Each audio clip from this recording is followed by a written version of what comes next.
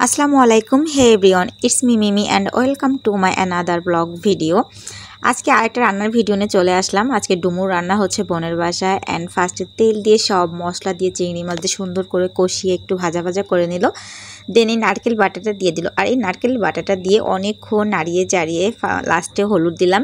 আপু বলতেছিল যে এই নারকেলটা একটু ভাজা ভাজা হবে, দেন ভালো একটা স্মেল বের হবে। নারকেল ভাজা হয়ে গেলে দেন এই ডুমুরটা দিয়ে ভালোভাবে কষিয়ে নিতে হবে। ডুমুর কাটাটা অনেক কষ্টের হলেও এর উপকারিতা কিন্তু অনেক। আমাদের সবারই উচিত এই ফরমালিন ফ্রি এই ডুমুরটা খাওয়া। এখন পাওয়া যায় না, আগে অনেক দেখছি আমাদের বাসায় আশেপাশে বাগানে ভরা ছিল, অনেক মানুষ নিয়ে যেত। তখন হয়তো এই ডুমুরটা অনেক বেশি খাওয়া হতো না, শুধুমাত্র কাটার কষ্টে। এই ডুমুরগুলো সবই আমি কাটছি, অনেক কষ্ট করে কাটছি, শুধুমাত্র উপকারের জন্য, ফ্যামিলির সবার কথা ভেবে কষ্ট করা হয়েছে। এই যে আমাদের ডুমুর ভালোভাবে কষিয়ে নেওয়া হয়ে গেছে। যেহেতু এই ডুমুরের কোনো ঝোল থাকবে না, সো হালকা একটু পানি দিয়ে ঢেকে দেওয়া হবে। আমাদের ডুমুর রান্না অলমোস্ট ডান। সুন্দর একটা অ্যারোমা বের হচ্ছিল চারিদিকে, অ্যান্ড অনেক সুন্দরও লাগতেছিল। আর খেতে খেতে ভিডিও করার কথা একদমই ভুলে গিয়েছি।